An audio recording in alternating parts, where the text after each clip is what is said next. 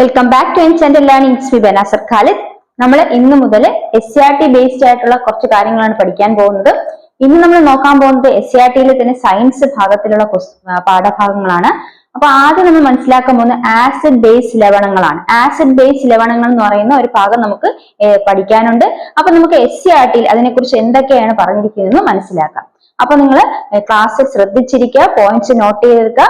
ഏത് രീതിയിൽ ക്വസ്റ്റ്യൻ ചോദിച്ചാലും ആൻസർ ചെയ്യാൻ പറ്റുന്ന വിധത്തിൽ നിങ്ങൾ ശ്രദ്ധിച്ചിരിക്കണം. അപ്പൊ നമുക്ക് ക്ലാസ്സിലേക്ക് കടക്കാം. ആദ്യം നമുക്ക് കുറച്ച് ക്വസ്റ്റ്യൻസ് നോക്കിയാലോ. ഒന്നാമത്തെ ചോദ്യം, നീല ലിറ്റ്മസിനെ ചുവപ്പ് നിറമാക്കുന്ന പദാർത്ഥങ്ങൾ ഏത്? നീല ലിറ്റ്മസിനെ ചുവപ്പ് നിറമാക്കുന്ന പദാർത്ഥങ്ങൾ ഏത്?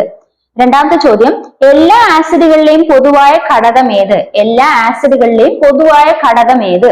മൂന്നാമത്തെ ചോദ്യം, ഏക ബേസിക് ആസിഡിന് ഉദാഹരണം ഏത്? ഏക ബേസിക് ആസിഡിന് ഉദാഹരണം ഏത്? മേൽപ്പറഞ്ഞ 3 ക്വസ്റ്റ്യൻസ് നിങ്ങൾക്ക് ആൻസർ ചെയ്യാൻ പറ്റുന്നുണ്ടെന്ന് നോക്കേ.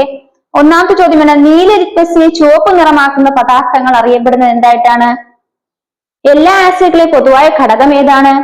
ഏക ബേസിക് ആസിഡ് ഉദാഹരണം ഏതാണ്? ഈ പറയുന്ന ഉത്തരങ്ങൾ ചോദ്യങ്ങളുടെ ഉത്തരങ്ങൾക്ക് അറിയില്ലെങ്കിൽ നമുക്ക് ഈ ക്ലാസ്സിലൂടെ അതെല്ലാം മനസ്സിലാക്കാം. അപ്പൊ നമ്മൾ ഇന്ന് ആദ്യം പഠിക്കാൻ പോകുന്നത് ആസിഡുകളെ കുറിച്ചാണ്. ആസിഡുകളെ കുറിച്ച് പഠിക്കുന്നതിന് മുമ്പ് ചെറിയൊരു പരീക്ഷണം മനസ്സിലാക്കുന്നതിന് വേണ്ടിയിട്ടാണ്. പരീക്ഷണം നിങ്ങളൊന്ന് ശ്രദ്ധിച്ചിരുന്നാൽ മതി, ഞാനിത് എക്സ്പ്ലെയിൻ ചെയ്ത് തരും. അപ്പൊ അതിലൂടെ നമുക്ക് ആസിഡുകളെ കുറിച്ച് മനസ്സിലാക്കാം. അപ്പൊ ആദ്യം നമുക്ക് ആസിഡുകളെ കുറിച്ച് മനസ്സിലാക്കാം. അപ്പൊ ഒരു പരീക്ഷണത്തിന് നമ്മൾ ഒരു ചെമ്പരത്തി പേപ്പർ എടുക്കുകയാണ്. എന്താണ് ചെമ്പരത്തി പേപ്പർ? ചെമ്പരത്തി പേപ്പർ എന്ന് പറഞ്ഞാൽ നമ്മൾ ഇത് പറയുന്നത് ടെക്സ്റ്റ് ബുക്കിൽ കൊടുത്തിരിക്കുന്ന ഒരു പരീക്ഷണമാണ്. ഈ ചെമ്പരത്തി പേപ്പർ എന്ന് പറഞ്ഞാൽ എന്താണ്? നമ്മൾ സാധാ പേപ്പറിൽ നമ്മൾ ചെമ്പരത്തി പൂവിട്ട് ഉരയ്ക്കുമ്പോൾ ഉരച്ചതിന് ശേഷം ആ പേപ്പറിനെ നമ്മൾ എന്ത് ചെയ്യണം? അതിൽ നിന്ന് ആ ചെമ്പരത്തി നന്നായി ചെമ്പരത്തിയുടെ അത് ഉണങ്ങാൻ ചെമ്പരത്തി പൂവിട്ട് നന്നായി ഉരച്ചതിന് ശേഷം കുറച്ച് സമയം കഴിയുമ്പോൾ അത് ഉണങ്ങുമ്പോൾ എന്ത് ചെയ്യണം? അതിൽ നിന്ന് ആ ചെമ്പരത്തി പറ്റി പിടിച്ചിരിക്കുന്നതൊക്കെ നമ്മൾ മാറ്റിക്കളയുക. അതിനുശേഷം ആ പേപ്പർ നമുക്ക് ചെമ്പരത്തി പേപ്പറായിട്ട് ഉപയോഗപ്പെടുത്താം. ആ ചെമ്പരത്തി പേപ്പറിൽ ഒരു തുള്ളി നാരങ്ങ നീര് നിങ്ങൾ ഇട്ടിച്ചു നോക്കും. ഒരു തുള്ളി നാരങ്ങ നീര് നിങ്ങൾ ഇട്ടിച്ചു നോക്കുമ്പോൾ ആ ചെമ്പരത്തി പേപ്പറിന്റെ നിറം മാറുന്നിട്ട് കാണാൻ സാധിക്കും. അപ്പൊ ഇതിൽ നിന്ന് നമുക്ക് ഇവിടെ ചെമ്പരത്തി പേപ്പറാണ് നമ്മൾ ആ ഇട്ടിച്ച് നാരങ്ങ നീര് ഇട്ടിച്ചപ്പോ നിറം മാറുന്ന ചെമ്പരത്തി പേപ്പറിന്റെ നിറം മാറുന്നിട്ട് കാണാൻ സാധിച്ചു. ഇവിടെ നമ്മൾ മനസ്സിലാക്കാനുള്ള കാര്യം, ചെമ്പരത്തി പേപ്പറാണ് ആ നാരങ്ങ നീരിൽ എന്തിന്റെ ഒരു സാന്നിധ്യം നമ്മൾ മനസ്സിലാക്കി തന്നത്. അല്ലെ, ചെമ്പരത്തി പേപ്പർ നമുക്ക് നാരങ്ങ നീരിൽ എന്തിന്റെ ഒരു സാന്നിധ്യം ഉണ്ടെന്ന് മനസ്സിലാക്കാൻ സാധിച്ചു. അപ്പം ഈ ചെമ്പരത്തി പേപ്പറിന് പകരം ഈ പറയുന്ന പരീക്ഷണം നടത്തുന്നതിന് വേണ്ടിയിട്ട് ലബോറട്ടറികൾ സാധാരണ യൂസ് ചെയ്യുന്നതാണ് ലിറ്റ്മസ് പേപ്പർ. ചെമ്പരത്തി പേപ്പറിന് പകരം ലബോറട്ടറികൾ യൂസ് ചെയ്യുന്നതാണ് ലിറ്റ്മസ് പേപ്പർ. ഈ ലിറ്റ്മസ് പേപ്പർ ഉപയോഗിച്ചാണ് നമ്മൾ തന്നിരിക്കുന്ന വസ്തുവിനെ ആസിഡ് ആണോ ആൽക്കലി ആണോ എന്ന് മനസ്സിലാക്കുന്നത്. ഒരു വസ്തു ആസിഡ് ആണോ, ഒരു പദാർത്ഥം ആസിഡ് ആണോ, ആ പദാർത്ഥം ആൽക്കലി ആണോ എന്ന് തിരിച്ചറിയുന്നത് ലിറ്റ്മസ് പേപ്പറിന്റെ സഹായത്തോടു കൂടിയാണ്. ഇപ്പൊ ചെമ്പരത്തി പേപ്പറിൽ നാരങ്ങ നീര് ഇറ്റിച്ചപ്പം അതിൽ നിറം മാറുന്നത് സംഭവിക്കാൻ കാരണം നാരങ്ങ നീരിൽ എന്തിന്റെ സാന്നിധ്യം നമുക്ക് എല്ലാവർക്കും അറിയുന്ന കാര്യം. നാരങ്ങ നീരിൽ എന്തിന്റെ സാന്നിധ്യമുണ്ട്? ആസിഡിന്റെ സാന്നിധ്യമുണ്ട് അല്ലെ. നാരങ്ങ നീരിൽ അടങ്ങിയിരിക്കുന്ന ആസിഡ് ഏതാണ്? ഇതൊക്കെ നിങ്ങൾ പഠിച്ചിട്ടുള്ളതാണ്. ഏതാണ്? സിട്രിക് ആസിഡ് ആണ് നാരങ്ങ നീരിൽ അടങ്ങിയിരിക്കുന്നത്.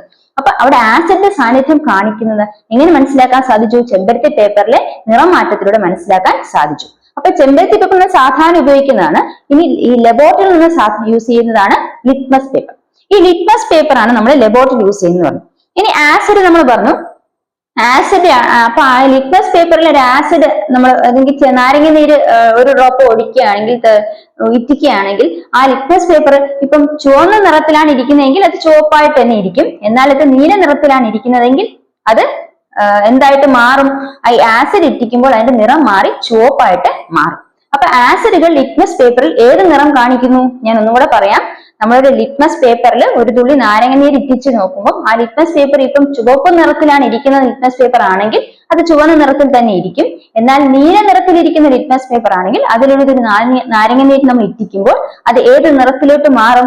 നീല നിറത്തിലിരിക്കുന്ന ലിറ്റ്മസ് പേപ്പർ നാരങ്ങ നീരിൽ ആസിഡിന്റെ സാന്നിധ്യം നമ്മൾ കാണിച്ചത് എങ്ങനെയാണ്? ആ നീല നിറത്തിലെ ലിറ്റ്മസ് പേപ്പർ എന്തായിട്ട് മാറും?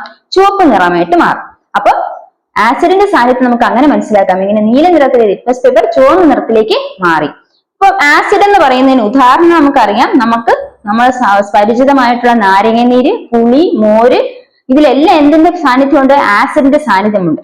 ഇനി ആസിഡുകളുടെ ലിറ്റ്മസ് പേപ്പർ ഏത് നിറമായിരിക്കും? ആസിഡുകൾ ലിറ്റ്മസ് പേപ്പർ നിറം ചുവപ്പായിരിക്കുമെന്ന് നമ്മൾ മനസ്സിലാക്കി. അപ്പൊ ആസിഡ് ലിറ്റ്മസ് പേപ്പർ നിറം എന്തായിരിക്കും?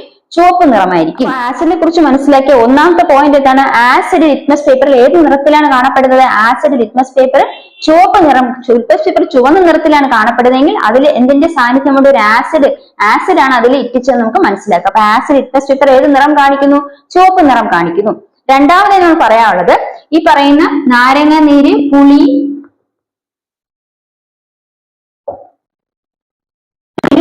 മോര് ഇവയ്ക്കൊക്കെ നമ്മൾ ടേസ്റ്റ് ചെയ്യുമ്പോൾ അതിന്റെ രുചിക്കുമ്പോൾ എന്ത് രുചിയാണുള്ളത്? പുളി രുചിയാണുള്ളത്. ഇപ്പൊ നാരങ്ങ നീര്, പുളി, മോര് മുതലാക്കി എന്ത് രുചിയാണ്?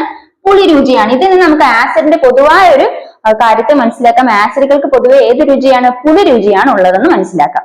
അടുത്ത നമ്മൾ മനസ്സിലാക്കാനുള്ളത്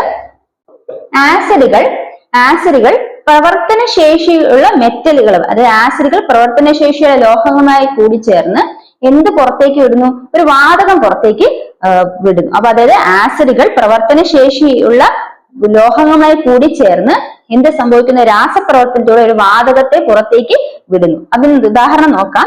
മെഗ്നീഷ്യം എന്ന് പറയുന്നത് പ്രവർത്തനശേഷി കൂടിയ ഒരു ലോഹമാണ്. ഈ പ്രവർത്തനശേഷി കൂടിയുള്ള ലോഹമായ മെഗ്നീഷ്യം, Mg എന്ന് പറഞ്ഞാൽ മെഗ്നീഷ്യത്തെയാണ് സൂചിപ്പിക്കുന്നത്.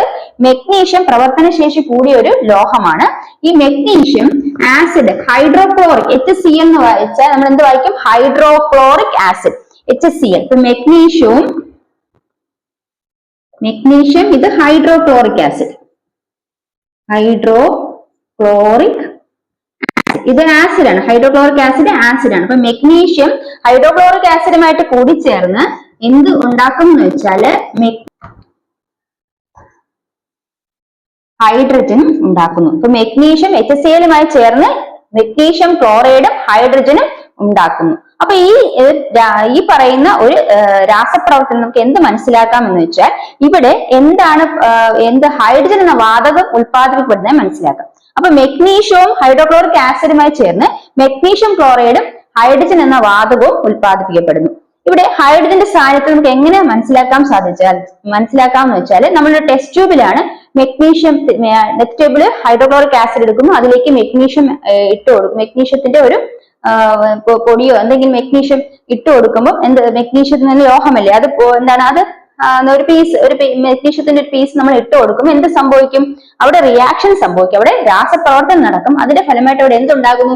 മെഗ്നീഷ്യം ക്ലോറൈഡും ഹൈഡ്രജൻ എന്ന വാതകമാണ് പുറത്തേക്ക് വരുന്നത്. ഈ ഹൈഡ്രജൻ വാതകമാണ് പുറത്തേക്ക് വരുന്നത് മനസ്സിലാക്കുന്നത് നമ്മുടെ ടെസ്റ്റ് ട്യൂബിന്റെ അറ്റത്ത് എന്ത് ചെയ്യും? ഒരു തീപ്പെട്ടി ഉരച്ചു വെച്ച് കൊടുക്കുമ്പോൾ അത് ഒരു ആ ടെസ്റ്റ് ട്യൂബിന്റെ അറ്റത്തൂടെ തീപ്പെട്ടി ഉരച്ചു വെക്കുമ്പോൾ എന്ത് സംഭവിക്കും? ഒരു ചെറിയ ശബ്ദത്തോടു കൂടി അത് കത്തുന്നതായിട്ട് കാണാൻ സാധിക്കും. അപ്പൊ തീപ്പെട്ടി ഉരച്ച് ടെസ്റ്റ് ട്യൂബിന് അറ്റത്ത് വെച്ചിരിക്കുമ്പോൾ ഒരു ചെറിയ ശബ്ദത്തോട് ഇത് കത്തുന്ന കാണാൻ സാധിക്കും. അതിന് മനസ്സിലാക്കാനുള്ളത് ഈ പുറത്തേക്ക് വരുന്ന വാതകം കത്താൻ സഹായിക്കുന്ന ഒരു വാതകമാണ്. പുറത്തേക്ക് വരുന്ന വാതകം കത്താൻ സഹായിക്കുന്ന ഒരു വാതകമാണ്. അപ്പൊ നമ്മൾ എന്ത് മനസ്സിലാക്കേണ്ടത്? പുറത്തേക്ക് വരുന്ന വാതകം ഹൈഡ്രജൻ ആണ്, അത് കത്തുന്ന വാതകമാണ്. കത്തുന്ന വാതകമാണ് ഇത്, കത്താൻ സഹായിക്കുന്നതല്ല, കത്തുന്ന വാതകം. ആ വാതകം കത്തുന്നതായിട്ട് നമുക്ക് കാണാൻ സാധിക്കും. പുറത്തേക്ക് വരുന്ന വാതകം എന്ത് ചെയ്യുന്നു? കത്തുന്നു അല്ലെ. ആ വാതകം പുറത്തേക്ക് വരുന്ന തീപ്പെട്ടി വരച്ചിരിക്കുമ്പോൾ അത് കുറച്ചും കൂടെ ഒരു ശബ്ദത്തോട് കത്തുന്നതായിട്ട് ആ വാതകം പുറത്തേക്ക് വരുമ്പോൾ ശബ്ദത്തോട് കത്തുന്നതായിട്ട് കാണാൻ സാധിക്കും. അപ്പൊ വാതകം എന്തിനുള്ള വാതകം? കത്തുന്ന വാതകം എന്നാണ്. ആ വാതകം കത്തുന്ന വാതകം എന്നാണ് അറിയപ്പെടുന്നത്. അപ്പൊ ഹൈഡ്രജൻ ഒരു കത്തുന്ന വാതകമാണ്.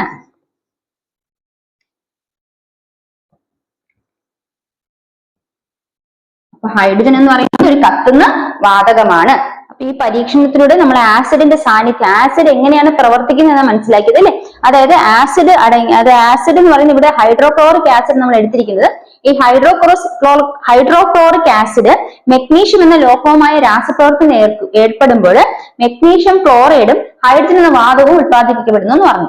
ഇനി ഹൈഡ്രജൻ എന്ന വാതകം, അതൊരു വാതകവും പുറത്തേക്ക് പോകുന്നു എന്ന് പറഞ്ഞു. ആ വാതകം പുറത്തേക്ക് പോകുമ്പോൾ ടെസ്റ്റ് ട്യൂബിന്റെ മുകളിലൂടെയാണല്ലോ പുറത്തേക്ക് പോകുന്നത്. അപ്പോഴത്തേക്ക് ആ ടെസ്റ്റ് ട്യൂബിന്റെ ഭാഗത്ത് ഒരു തീപ്പെട്ടി വരച്ച് നമ്മൾ വെക്കുമ്പോൾ എന്ത് നമുക്ക് കാണാൻ സാധിക്കുന്ന? ഒരു ശബ്ദത്തോടു കൂടി അത് കത്തുന്നതായിട്ട് കാണാൻ സാധിക്കും. അപ്പൊ അവിടെ നിന്ന് മനസ്സിലാക്കുക, ആ പുറത്തേക്ക് വന്ന വാതകം ഏതാണ്? ഹൈഡ്രജൻ ആണ്. അപ്പൊ ഹൈഡ്രജൻ കത്തുന്ന വാതകമാണെന്ന് മനസ്സിലാക്കുക. അപ്പൊ ഇവിടെ ഹൈഡ്രജൻ കത്തുന്ന വാതകമാണെന്ന് മനസ്സിലാക്കുക. ഇനി അതിൽ നമ്മൾ പ്രധാനമായിട്ട് മനസ്സിലാക്കിയ കാര്യം ആസിഡുകൾ പ്രവർത്തനശേഷി കൂടിയ ലോഹങ്ങളുമായി കൂടിച്ചേരുമ്പോൾ അല്ലെങ്കിൽ ലോഹങ്ങളുമായി രാസപ്രവർത്തനം ഏർപ്പെടുമ്പോൾ ഹൈഡ്രജൻ എന്ന വാതകം പുറത്തേക്ക് വിടുന്നു. അത് ആസിഡുകൾ പ്രവർത്തനശേഷിയുള്ള ലോഹങ്ങളുമായി കൂടിച്ചേരുമ്പോൾ അല്ലെങ്കിൽ പ്രവർത്തനശേഷിയുമായ ലോഹങ്ങളായി കൂടിച്ചേരുമ്പോൾ ഹൈഡ്രജൻ എന്ന വാതകത്തെ സ്വതന്ത്രമാക്കുന്നു. മനസ്സിലായോ? ആസിഡുകൾ പ്രവർത്തനശേഷി ലോഹങ്ങളുമായി കൂടിച്ചേരുമ്പോൾ ഹൈഡ്രജൻ എന്ന വാതകത്തെ സ്വതന്ത്രമാക്കുന്നു. അതാണ് നമ്മളിവിടെ കണ്ടത്. ഇനി ഹൈഡ്രജൻ എന്താണ്? ഹൈഡ്രജനെ കുറിച്ച് കുറച്ച് കാര്യങ്ങൾ മനസ്സിലാക്കാം. ഹൈഡ്രജൻ കത്തുന്ന വാതകമാണെന്ന് മനസ്സിലാക്കി. ഇനി ഹൈഡ്രജനെ കണ്ടെത്തിയത് ഹെൻറി കാവൻഡിഷ് ആണ്. അതാണ് ഹൈഡ്രജനെ കണ്ടെത്തിയത് ഹെൻറി കാവൻഡിഷ് ആണ്. ഹൈഡ്രജൻ കണ്ടെത്തിയത് ആരാണ്? ഹെൻറി കാവൻഡിഷ് ആണ് ഹൈഡ്രജൻ കണ്ടെത്തിയത്. ഇനി അതുപോലെ തന്നെ ഹൈഡ്രജൻ എന്ന പദം ആദ്യമായിട്ട് കൊണ്ടുവന്നത് ലവോസിയർ ആണ്. ഹൈഡ്രജന്റെ പദം ആദ്യമായിട്ട് കൊണ്ടുവന്നത് ആരാണ്? ലാവോയിസർ ആണ് ഹൈഡ്രജന്റെ പദം ആദ്യമായിട്ട് കൊണ്ടുവന്നത്. അപ്പൊ ലാവോയിസർ ആണ് ഹൈഡ്രജൻ എന്ന പദം ആദ്യമായിട്ട് കൊണ്ടുവന്നത്. അതുപോലെ തന്നെ ഹെൻറി കാവൻഡിഷ് ആണ് ഹൈഡ്രജൻ ആദ്യമായിട്ട് കണ്ടെത്തിയത്. ഇനി ഹൈഡ്രജൻ എന്ന വാക്കിന്റെ അർത്ഥം എന്താണ്? ജലം ഉൽപ്പാദിപ്പിക്കുന്നത് എന്നാണ് ഹൈഡ്രജന്റെ വാക്കിന്റെ അർത്ഥം. എന്താണ്? ജലം ഉൽപ്പാദിക്കുന്നത് എന്നാണ് ഹൈഡ്രജൻ വാക്കിന്റെ അർത്ഥം. ഹൈഡ്രജൻ എന്ന വാക്കിന്റെ അർത്ഥം ജലം ഉൽപ്പാദിപ്പിക്കുന്നത്.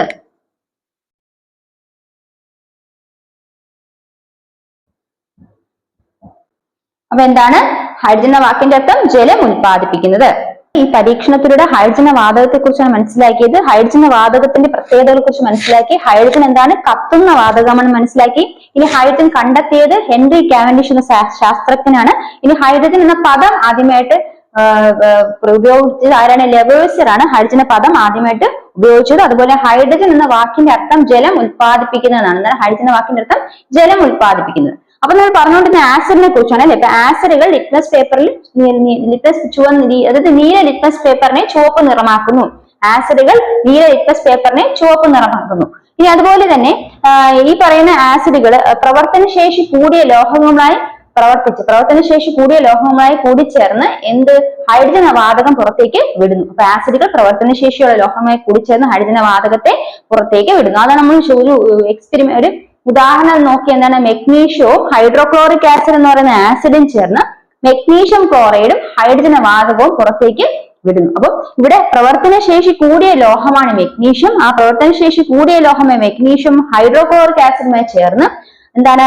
മെഗ്നീഷ്യം ക്ലോറൈഡ് എന്ന ഒരു പദാർത്ഥവും അതുപോലെ തന്നെ ഹൈഡ്രജൻ എന്ന വാതകവും ഉത്പാദിപ്പിക്കുന്നു. അതിൽ ഹൈഡ്രജന്റെ വാതകമാണ് അത് എന്ന് മനസ്സിലാക്കിയത് നമ്മൾ ആ ടെസ്റ്റ് ട്യൂബിന്റെ അറ്റത്ത് ഒരു തീപ്പെട്ടി കത്തിച്ച് വെച്ചപ്പോ എന്ത് സംഭവിച്ചു? ആ ചെറിയ ശബ്ദത്തോടുകൂടി അത് കത്തുന്നതായിട്ട് മനസ്സിലാക്കി. അങ്ങനെ ഹെൻറി കാവൻഡിഷ് ആണ് അതിന് കത്തുന്ന വാതകം എന്ന പേര് കൊടുത്തത്. അപ്പൊ ഹൈഡ്രജൻ ആണ് ആ വാതകം എന്ന് മനസ്സിലാക്കി കത്തുന്ന വാതകം എന്ന ഹൈഡ്രജന് പേര് നൽകിയത് ഹെൻറി കാവൻഡിഷ് ആണ്. അപ്പൊ ഇത്രയുമാണ് നമ്മൾ ഹൈഡ്രജനും കൂടെ ചേർത്ത് അതുമായിട്ട് മനസ്സിലാക്കിയത്. ഇനി നമുക്ക് മനസ്സിലാക്കുന്നത് ആസിഡിന്റെ മറ്റൊരു സവിശേഷതയാണ്. അടുത്ത് നമ്മൾ മനസ്സിലാക്കാൻ പോകുന്നത്, നമ്മൾ ആസിഡുകളെ കുറിച്ചാണ് മനസ്സിലാക്കിക്കൊണ്ടിരിക്കുന്നത്. അപ്പൊ നമ്മൾ ഇനി മനസ്സിലാക്കാൻ പോകുന്നത് ആസിഡുകളുടെ മറ്റൊരു പ്രവർത്തനമാണ്. അതായത് ആസിഡുകൾ കാർബണേറ്റുകളുമായി കൂടിച്ചേർന്ന് കാർബൺ ഡൈ ഓക്സൈഡ് പുറത്തേക്ക് വിടുന്നു. അപ്പൊ ആസിഡുകൾ കാർബണേറ്റുകളായി പ്രവർത്തിച്ച് കാർബൺ ഡൈ ഓക്സൈഡ് വാതകം പുറത്തേക്ക് വിടുന്നു. അപ്പൊ എന്താണ്? കാർബണേറ്റുകളുമായി പ്രവർത്തിച്ച്. അപ്പൊ നമുക്കൊരു ഉദാഹരണം നോക്കാം. ആസിഡുകൾ എന്തുമായി പ്രവർത്തിച്ചാണ് ഈ പറയുന്ന കാർബണേറ്റുമായി പ്രവർത്തിച്ചാണ് കാർബൺ ഡൈ ഓക്സൈഡ് വാതകം പുറത്തേക്ക് വിടുന്നതെന്ന് പറഞ്ഞു അല്ലെ. അപ്പൊ നമുക്ക് നോക്കാം. ആസിഡുകൾക്ക് നമ്മളൊരു ആസിഡ് ഒരു ടെസ്റ്റ് ട്യൂബിൽ എടുക്കുന്നു. അതിലേക്ക് നമ്മൾ എന്ത് ചെയ്യുന്നു? കുറച്ച് മാർബിൾ കഷ്ണങ്ങൾ ഇട്ട് കൊടുക്കുന്നു അല്ലെ. മാർബിൾ കഷ്ണങ്ങൾ അല്ലെങ്കിൽ മുട്ടത്തോട് അല്ലെങ്കിൽ എന്താണ് മുട്ടത്തോടോ മാർബിൾ കഷ്ണങ്ങളോ ചോക്കിന്റെ പീസോ നമ്മൾ ആസിഡിലേക്ക് ഇട്ട് കൊടുക്കുന്നു. അപ്പൊ ഈ പറയുന്ന ചോക്ക് അതുപോലെ തന്നെ മാർബിൾ പീസ് ഇതെല്ലാം എന്താണ്? കാർബണേറ്റുകൾ അടങ്ങിയതാണ്. ഇതൊക്കെ കാർബണേറ്റ് ആണ്. ഇതാണ് കാൽഷ്യം കാർബണേറ്റ് ആണ്. ഇവയിൽ അടങ്ങിയിരിക്കുന്ന എന്താണ്? ഇതൊക്കെ കാൽഷ്യം കാർബണേറ്റ് എന്നാണ് ഇവയുടെ രാസനാമം. എന്താണ് ഇവയുടെ രാസനാമം? തന്നെ കാൽഷ്യം കാർബണേറ്റ്. അപ്പം കാൽഷ്യം കാർബണേറ്റ് അടങ്ങിയിരിക്കുന്ന മുട്ട, ചോക്ക്, മാർബിൾ മുതലായവയിലെല്ലാം എന്താണ്? മുട്ടത്തോടാണ്. മുട്ടയല്ല, മുട്ടത്തോട്, ചോക്ക് അതുപോലെ തന്നെ മാർബിൾ പീസിലേക്ക് കാൽഷ്യം കാർബണേറ്റിന്റെ സാന്നിധ്യം. കാൽഷ്യം കാർബണേറ്റ് ആണ് എന്റെ രാസനാമം. അപ്പൊ അതിൽ ആ കാൽഷ്യം കാർബണേറ്റ് അടങ്ങിയ മുട്ടത്തോടോ മാർബിൾ പീസോ അതുപോലെ തന്നെ ചോക്കോ എവിടേക്ക് ഇട്ട് കൊടുക്കുന്നു? ഒരു ഇപ്പൊ നമുക്ക് നേർപ്പിച്ചെടുത്ത ഹൈഡ്രോക്ലോറിക് ആസിഡ് തന്നെ ഉപയോഗിക്കാം. ഹൈഡ്രോക്ലോറിക് ആസിഡിലേക്ക് ഇട്ട് കൊടുക്കുമ്പോൾ എന്ത് സംഭവിക്കും? അവിടെ റിയാക്ഷൻസ്, അവിടെ രാസപ്രവർത്തനം നടന്നിട്ട് ഏത് വാതകമാണ് പുറത്തേക്ക് വരുന്നത്? കാർബൺ ഡൈ ഓക്സൈഡ് വാതകം പുറത്തേക്ക് വരുന്നു. അത് നമുക്ക് നോക്കാം. ഇവിടെ കാൽഷ്യം കാർബണേറ്റ് CaCO3 എന്നാണ് എഴുതുന്നത്. അത് കാൽഷ്യം കാർബണേറ്റ് ആണ്.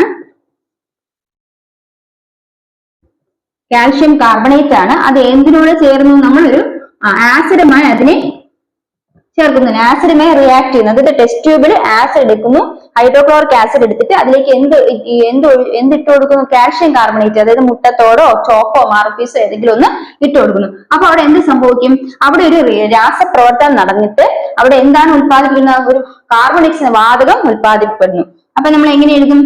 കാൽഷ്യം കാർബണേറ്റും HCl കൂടെ ചേർന്ന് കാൽഷ്യം ക്ലോറൈഡും കാർബൺ ഡയോക്സൈഡും ഉത്പാദിപ്പിക്കപ്പെടുന്നു. കാൽഷ്യം ക്ലോറൈഡും CaCl2 കാൽഷ്യം ക്ലോറൈഡ് ആണ്. കാൽഷ്യം ക്ലോറൈഡും കാർബൺ ഡയോക്സൈഡ് എന്ന വാതകവും ഉത്പാദിക്കപ്പെടുന്നു. കാർബൺ ഡയോക്സൈഡ് എന്ന വാതകം അവിടെ ഉത്പാദിപ്പിക്കപ്പെടുന്നു. അപ്പൊ എങ്ങനെയാണ് ഇവിടെ നമ്മൾ മനസ്സിലാക്കുക? ആസിഡുകൾ ആരുമായി ചേർന്ന്? കാർബണേറ്റുകളുമായി ചേർന്ന് ഏത് വാതകം പുറത്തേക്ക് വിടുന്നു? കാർബണേറ്റ് എന്ന വാതകം പുറത്തേക്ക് വിടുന്നു. ആസിഡുകൾ കാർബണേറ്റുകളുമായി കൂടി ചേർന്ന് കാർബണേറ്റ് എന്ന വാതകം പുറത്തേക്ക് വിടുന്നു എന്ന് നമ്മൾ മനസ്സിലാക്കണം. അപ്പൊ എന്താണ്? ആസിഡുകൾ കാർബണേറ്റുകളായി പ്രവർത്തിക്കുമ്പോൾ കാർബൺ ഡയോക്സൈഡ് വാതകം പുറത്തേക്ക് വിടുന്നു. അതാണ് നമ്മളിവിടെ മനസ്സിലാക്കിയത്. മനസ്സിലായോ? അപ്പൊ നമ്മൾ ഒരു ആസിഡിന്റെ 4 സവിശേഷതകളാണ് മനസ്സിലാക്കിയത്. ഒന്ന് നമ്മൾ പറഞ്ഞു, ലിക്വസ് പേപ്പറിനെ ആസിഡ് ചുവപ്പ് നിറത്തിലാക്കുന്നു, അല്ലെ? നീല ലിക്വസ് പേപ്പറാണ് എടുത്തിരിക്കുന്നതെങ്കിൽ അത് ആസിഡിൽ മുക്കുമ്പോൾ ഏത് നിറത്തിലേക്ക് മാറും? ചുവപ്പ് നിറത്തിലേക്ക് മാറും. രണ്ടാമത് നമ്മൾ പറഞ്ഞ ആസിഡുകൾ നമുക്കറിയാം, നാരങ്ങ നീര്, പുളി, മോര്, ഇവയിലെല്ലാം എന്താണ് രുചി? എങ്ങനെയാണ്? പുളി രുചിയാണ്. അപ്പൊ ആസിഡുകൾക്ക് പൊതുവെ പുളി രുചിയാണ്. അടുത്ത മനസ്സിലാക്കാനുള്ളത് ആസിഡുകളുടെ പ്രവർത്തനമാണ്. അപ്പൊ ആസിഡുകൾ പ്രവർത്തനശേഷി കൂടിയ ലോഹങ്ങളായി പ്രവർത്തിച്ച് ഹൈഡ്രജൻ എന്ന വാതകം പുറത്തേക്ക് വിടും. നമ്മൾ മനസ്സിലാക്കി. ആസിഡുകൾ പ്രവർത്തനശേഷി കൂടിയ ലോഹങ്ങളായി പ്രവർത്തിച്ച് ഹൈഡ്രജൻ എന്ന വാതകം പുറത്തേക്ക് വിടുന്നു. അടുത്തത് എന്താണ് പറഞ്ഞത്? മുട്ട, ചോക്ക്, മാർബിൾ ഇവയിലേക്ക് അടങ്ങിയിരിക്കുന്നത് കാൽഷ്യം ഇവയുടെ രാസനാമം കാൽഷ്യം കാർബണേറ്റ് എന്നാണ്. അപ്പൊ ഇവയിലേക്ക് എന്തുണ്ട്? കാർബണേറ്റിന്റെ സാന്നിധ്യമുണ്ട്. അപ്പൊ കാർബണേറ്റുകളും ആസിഡുകൾ റിയാക്ട് ചെയ്ത് രാസപ്രവർത്തനത്തിൽ ഏർപ്പെട്ട് കാർബണേറ്റുകളും ആസിഡ് രാസപ്രവർത്തനം ഏർപ്പെടുമ്പോൾ എന്താണ് അവിടെ ലഭിക്കുന്നത്? അവിടെ കാർബൺ ഡയോക്സൈഡ് എന്ന വാതകം നമുക്ക് ലഭിക്കുന്നു. അപ്പൊ ഇവിടെ 2 കാര്യങ്ങൾ. ഒന്ന്, പ്രവർത്തനശേഷി കൂടിയ ലോഹങ്ങളുമായി ആസിഡുകൾ പ്രവർത്തിച്ച് ഹൈഡ്രജൻ വാതകം പുറത്തേക്ക് വിടുന്നു. അതുപോലെ കാർബണേറ്റുകളുമായി പ്രവർത്തിച്ച് കാർബൺ ഡയോക്സൈഡ് വാതകം പുറത്തേക്ക് വിടുന്നു. അത് രണ്ടുമാണ് നമ്മളിവിടെ മനസ്സിലാക്കിയത്. അപ്പൊ നമ്മൾ നേരത്തെ ഒരു കാര്യം പറഞ്ഞു, കാർബൺ ഡയോക്സൈഡ് ഉത്പാദിപ്പിക്കുന്നു എന്ന് പറഞ്ഞാൽ എപ്പോഴാണ് കാർബൺ ഡയോക്സൈഡ് വാതകം ഉണ്ടാകുന്നത്? ആസിഡുകൾ കാർബണേറ്റുകളുമായി പ്രവർത്തിക്കുമ്പോഴാണ് കാർബൺ ഡയോക്സൈഡ് വാതകം ഉണ്ടാകുന്നത് എന്ന് പറഞ്ഞു.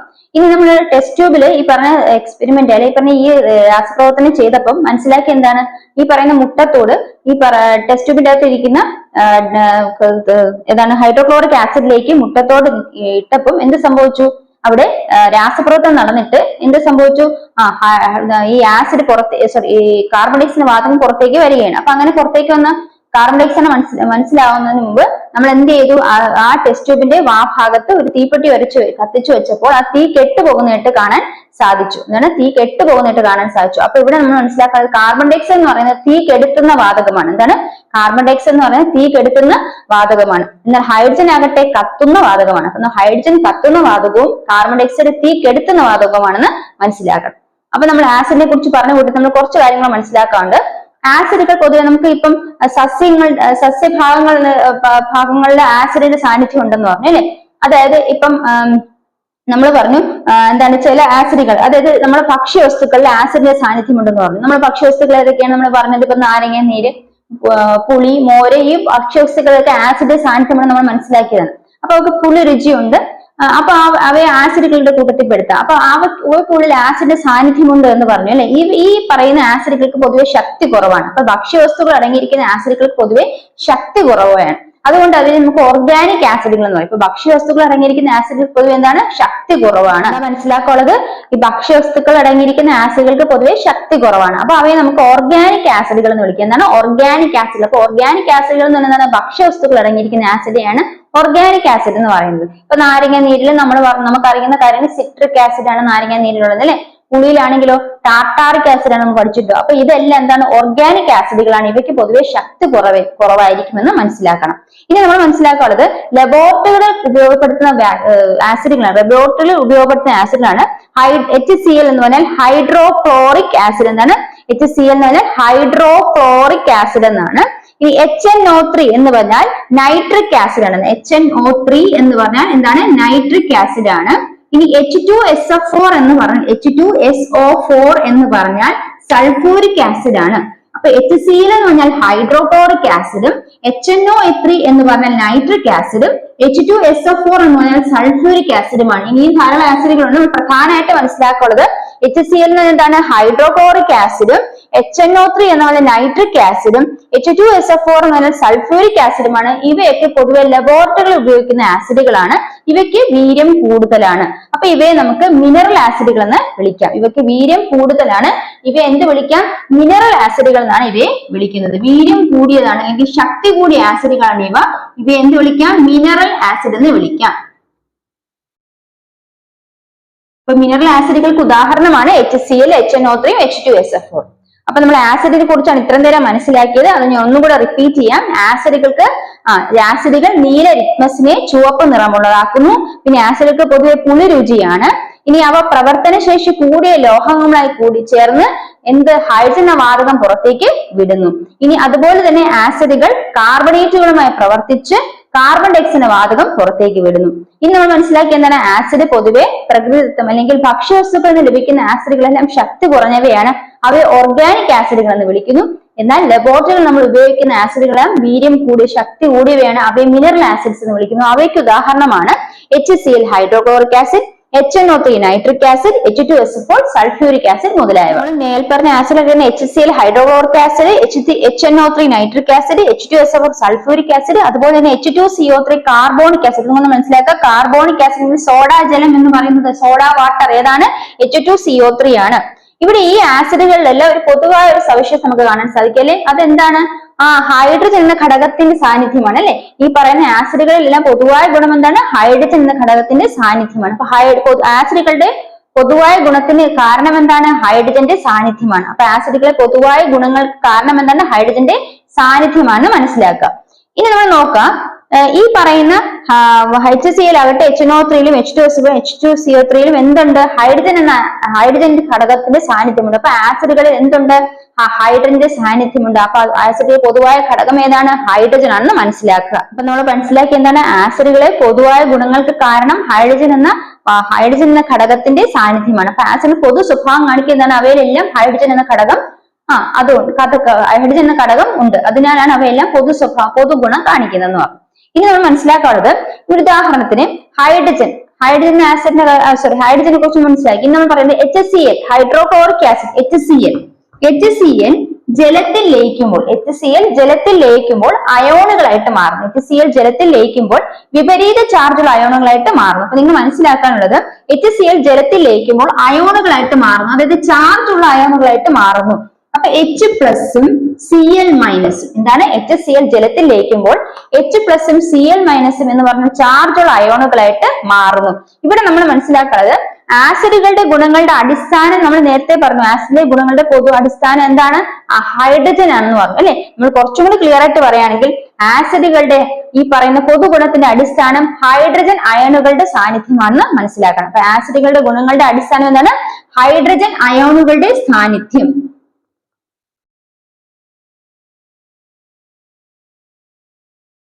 എന്താണ്? ഹൈഡ്രജൻ അയോണുകളുടെ സാന്നിധ്യമാണ് ആസിഡുകളുടെ പൊതുഗുണത്തിന് അടിസ്ഥാനം.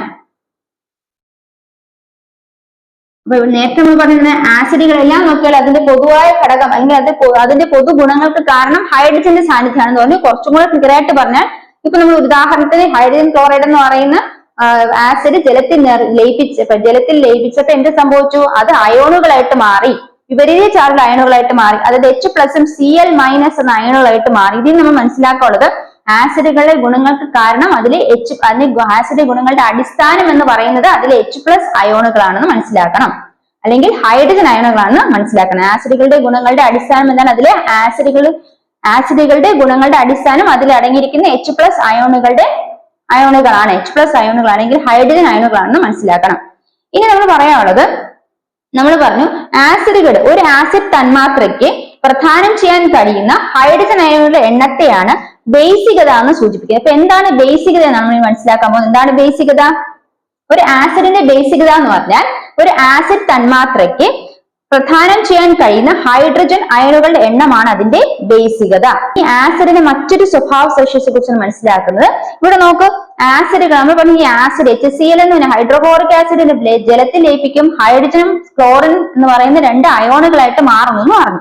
അപ്പൊ അപ്പൊ എന്താണ് ബേസികത എന്ന് പറഞ്ഞാൽ ഒരു ആസിഡ് തന്മാത്രയ്ക്ക്, ഇതൊരു ആസിഡ് തന്മാത്രയാണ്, ഹൈഡ്രോക്ലോറിക് ആസിഡ് എന്ന് പറയുന്ന ഒരു ആസിഡ് തന്മാത്രയ്ക്കാണ്. ഈ ആസിഡ് തന്മാത്രയ്ക്ക് പ്രദാനം ചെയ്യാൻ കഴിയുന്ന ഹൈഡ്രജൻ അയോണുകളുടെ എണ്ണത്തെയാണ് അതിന്റെ ബേസികത എന്ന് സൂചിപ്പിക്കുന്നത്. ഇവിടെ ഈ പറയുന്ന ആസിഡ് തന്മാത്രയ്ക്ക് പ്രദാനം ചെയ്യാൻ കഴിയുന്ന ഹൈഡ്രജൻ അയോണുകളുടെ എണ്ണത്തെയാണ് അതിന്റെ ബേസികത എന്ന് സൂചിപ്പിക്കുന്നത്. ഉദാഹരണത്തിന് ഇപ്പൊ ഈ ഒരു കേസ് എടുക്കുകയാണെങ്കിൽ ഇതിൽ എത്ര ഹൈഡ്രജൻ അയോണാണ് ഈ ആസിഡ് തന്മാത്ര അടങ്ങിയിരിക്കുന്നത്? ഒരു ഹൈഡ്രജൻ അയോണാണ്. അപ്പൊ ഈ ഹൈഡ്രോക്ലോറിക് ആസിഡ് എന്ന് പറഞ്ഞ ആസിഡിന്റെ ബേസികത എന്ന് പറഞ്ഞാൽ ഒരു ഹൈഡ്രജൻ അയോണാണ് അവിടെ പ്രദാനം ചെയ്യാൻ സാധിക്കുന്നത്. അതുകൊണ്ട് ഒന്നാണ് അതിന്റെ ബേസികത എന്ന് മനസ്സിലാക്കാം. ബേസികത എന്താണ്? ഒന്നാണ്. എങ്ങനെയാണ് ബേസികത കണ്ടെന്ന് മനസ്സിലായോ? ഒരു ആസിഡ് തന്മാത്രയ്ക്ക് പ്രദാനം ചെയ്യാൻ കഴിയുന്ന ഹൈഡ്രജൻ അയണുകളുടെ എണ്ണത്തെയാണ് ബേസികത എന്ന് സൂചിപ്പിക്കുന്നത്. അങ്ങനെയെങ്കിൽ ഈ ചോദ്യത്തിൽ HCl എന്ന് പറയുന്ന ഹൈഡ്രോക്ലോറിക് ആസിഡിന്റെ ബേസികത എന്ന് പറഞ്ഞാൽ അവിടെ എത്ര ഹൈഡ്രജൻ അയൺസ് ആണ് പ്രദാനം ചെയ്യാൻ സാധിക്കുന്നതിന്? ഒരു ഹൈഡ്രജൻ അയണാണ് പ്രദാനം ചെയ്യാൻ സാധിക്കുന്നത്. അതുകൊണ്ട് ബേസികത ഒന്നാണെന്ന് മനസ്സിലാക്കുക. ഇനി നമ്മൾ പറഞ്ഞു ഇങ്ങനെ ഒരു ബേസികത, അതായത് ഒരു ഹൈഡ്രജൻ അയോണാണ് പ്രദാനം ചെയ്യാൻ കഴിയുന്നെങ്കിൽ അത്തരം ആസിഡുകൾ, ഒരു ആസിഡ് തന്മാത്രയ്ക്ക് ഒരു ഹൈഡ്രജൻ അയോണാണ് പ്രദാനം ചെയ്യാൻ കഴിയുന്നെങ്കിൽ അത്തരം ആസിഡുകൾക്ക് ഏകബേസിക ആസിഡുകൾ എന്ന് പറയും. എന്താണ് ഏകബേസിക ആസിഡുകൾ എന്ന് പറയുന്നു? എന്താണിത്? ഏകബേസിക ആസിഡ് എന്നാണ് അതിനെ വിശേഷിപ്പിക്കുന്നത്. അല്ലെങ്കിൽ മോണോബേസിക് ആസിഡ്, ഏകബേസിക അല്ലെങ്കിൽ മോണോബേസിക്. അപ്പൊ എന്താണ് മനസ്സിലാക്കുന്നത്? ആസിഡ് തന്മാത്രയ്ക്ക് പ്രദാനം ചെയ്യാൻ കഴിയുന്ന ഹൈഡ്രജൻ അയനുകളുടെ എണ്ണത്തെയാണ് ബേസികത എന്നുകൊണ്ട് മനസ്സിലാക്കേണ്ടത്. ഇനി ഇവിടെ HCl എന്ന് പറഞ്ഞ ഒരു എക്സാമ്പിൾ ആയിട്ട് എടുക്കുകയാണെങ്കിൽ HCl നമ്മൾ ജലത്തിൽ ലയിപ്പിക്കുമ്പോൾ അത് H+ഉം Cl- അയോണുകളായിട്ട് മാറുന്നു. അപ്പൊ ഇവിടെ H+ എന്ന് പറഞ്ഞാൽ ഒരു ഹൈഡ്രജൻ അയോൺ മാത്രമേ ഉള്ളൂ. അപ്പൊ ഇവിടെ ഹൈഡ്രോക്ലോറിക് ആസിഡിന്റെ ബേസികത എന്ന് പറഞ്ഞാൽ അവിടെയുള്ള ആ ആസിഡിന് പ്രദാനം ചെയ്യാൻ കഴിയുന്ന ഹൈഡ്രജൻ അയനുകളുടെ എണ്ണത്തെയാണ് സൂചിപ്പിക്കുന്നത്. അപ്പൊ അവിടെ എത്ര ഹൈഡ്രജൻ അയനുകളുണ്ട്? ഒരു ഹൈഡ്രജൻ അയണേ ഉള്ളൂ. അപ്പൊ അതിന്റെ ബേസികത ഒന്നാണ്. അത്തരത്തിലുള്ള ആസിഡുകൾ എന്ത് വിളിക്കുന്നു? ഏകബേസിക ആസിഡുകൾ എന്ന് വിളിക്കുന്നതാണ്. ഏകബേസിക ആസിഡുകൾ എന്ന് വിളിക്കുന്നു. അടുത്ത നമ്മൾ നോക്കാം, മറ്റൊരു എക്സാമ്പിൾ നോക്കാം. H2SO4. H2SO4 ഇത് നമ്മളെ ജലത്തിൽ ലയിപ്പിക്കുമ്പോൾ നമുക്ക് ലഭിക്കുന്നത്, വേറൊരു ഉദാഹരണം നോക്കാം, HNO3 നോക്കാം. HNO3 നമ്മൾ നേരത്തെ പഠിച്ചതാണ്. എന്താണ്? നൈട്രിക് ആസിഡ് ആണ് HNO3 എന്ന് പറഞ്ഞാല്. അത് നമ്മൾ ജലത്തിൽ ലയിപ്പിക്കുമ്പോൾ അവിടെയും നമ്മൾ H+NO3-, H+NO3-. ഇത് നിങ്ങൾ പഠിക്കേണ്ട, നിങ്ങൾ മനസ്സിലാക്കി വയ്ക്കുക. ഇവിടെ നൈട്രിക് ആസിഡ് എന്ന് പറയുന്ന ആസിഡിനെ ജലത്തിൽ ലയിപ്പിക്കുമ്പോൾ ആ ആസിഡ് തന്മാത്രയ്ക്ക് പ്രദാനം ചെയ്യാൻ കഴിയുന്ന ഹൈഡ്രജൻ അയണുകളുടെ എണ്ണം എത്രയാണെന്ന് വെച്ചാൽ എത്രയാണ്? ഒന്നാണ്. അപ്പൊ അവിടെ ബേസികത എത്രയാണ്? അവിടെ ബേസികത ഒന്നാണ്. അപ്പൊ ആ ആസിഡ് നമുക്ക് എന്ത് വിളിക്കാം? ഏകബേസിക ആസിഡുകൾ എന്ന് വിളിക്കാം. ഏകബേസിക ആസിഡ് എന്ന് അതിനെ വിളിക്കും. ഇനി ഇവിടെ നമ്മൾ മനസ്സിലാക്കുന്നത് H2SO4 എന്നാണ്. H2SO4 അവിടെ നമ്മൾ മനസ്സിലാക്കുള്ളത്, ഇത് നമ്മൾ വെള്ളത്തിൽ ലയിപ്പിക്കുമ്പോൾ അത് നമ്മൾ രണ്ട് സ്റ്റെപ്പായിട്ടാണ് എഴുതുന്നത്. അതെങ്ങനെയാണ്? H+ HSO4- എന്ന് എഴുതും. ഇനി HSO4- gives H++ SO4 2-. Okay, ഇത് നിങ്ങൾ ഇതൊന്നും മനസ്സിലാക്കണ്ട, ഇത്രയും മാത്രം നോക്കിയാൽ മതി. H2SO4 എന്ന് പറയുന്ന ആസിഡിനെ ജലത്തിൽ ലയിപ്പിക്കുമ്പോൾ നമുക്ക് ഇവിടെ എത്ര ഹൈഡ്രജൻ അയോൺസിന്റെയാണ് പ്രദാനം ചെയ്യാൻ മനസ്സിലാക്കുന്നത്? ഈ ആസിഡ് തന്മാത്രയ്ക്ക് എത്ര ഹൈഡ്രജൻ അയോൺസിന് പ്രദാനം ചെയ്യാൻ കഴിയുന്നു? 2 ഹൈഡ്രജൻ അയോൺസിന് പ്രദാനം ചെയ്യാൻ കഴിയുന്നു. അതായത് ഈ H2SO4 ആദ്യം ജലത്തിൽ ലയിക്കുമ്പോൾ HSO4- ആയിട്ട് മാറുന്നു. അതിനുശേഷം അത് ഒന്നും കൂടി HSO4-നെ സ്പ്ലിറ്റ് ചെയ്യുന്നു. അത് വേർതിരിച്ചിട്ട് H+ഉം SO4 ആണ് മാറുന്നു. നിങ്ങൾ അതൊന്ന് മനസ്സിലാക്കി. നിങ്ങൾ ഇത്രയും മനസ്സിലാക്കിയത് H2SO4 എന്ന് പറയുന്ന ആസിഡ് തന്മാത്രയ്ക്ക് 2 ഹൈഡ്രജൻ ആറ്റങ്ങളെയാണ് പ്രദാനം ചെയ്യാൻ, ആറ്റങ്ങളല്ല ഹൈഡ്രജൻ അയോണുകളെയാണ് പ്രദാനം ചെയ്യാൻ സാധിക്കുന്നത്. അപ്പൊ H2SO4 എന്ന് പറയുന്ന ആസിഡിന് 2 ഹൈഡ്രജൻ തന്മാത്രകളെയാണ് പ്രദാനം ചെയ്യാൻ സാധിക്കുന്നത്. അതുകൊണ്ട് അതിന്റെ ബേസികത എത്രയാണ്? 2 ആണ് മനസ്സിലാക്കുക. എന്താണ് ബേസികത? 2. ബേസികത 2 ആണ്. അതുകൊണ്ട് ഈ ആസിഡിനെ എന്ത് വിളിക്കും? ദ്വിബേസിക ആസിഡ്. ഇതാണ് ദ്വിബേസിക ആസിഡ്.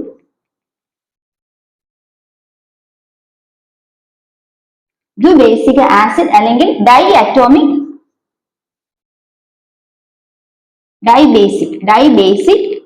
ആസിഡ്. മറ്റേത് മോണോബേസിക്, ഇത് ഡൈബേസിക് ആസിഡ്. ഇതെന്താണ് ഇപ്പൊ പറഞ്ഞ എന്താണ്? ദ്വിബേസിക ആസിഡ് അല്ലെങ്കിൽ ഡൈബേസിക് ആസിഡ്. മനസ്സിലായോ? ഇനി മൂന്നാമത് മറ്റൊന്നും കൂടെ ഉണ്ട്. അതേതാണ്? H3PO4. H3PO4 നമ്മൾ ഇവിടെ തന്നെ മനസ്സിലാക്കാം. നമ്മൾ 3H പ്ലസ് PO4 3 ഇങ്ങനെയാണ് ജലത്തിൽ ലയിക്കുമ്പോൾ കിട്ടുന്ന രാസസമവാക്യം. അപ്പം ജലത്തിൽ ലയിക്കുമ്പോൾ H3PO4 എങ്ങനെയായി മാറുന്നു?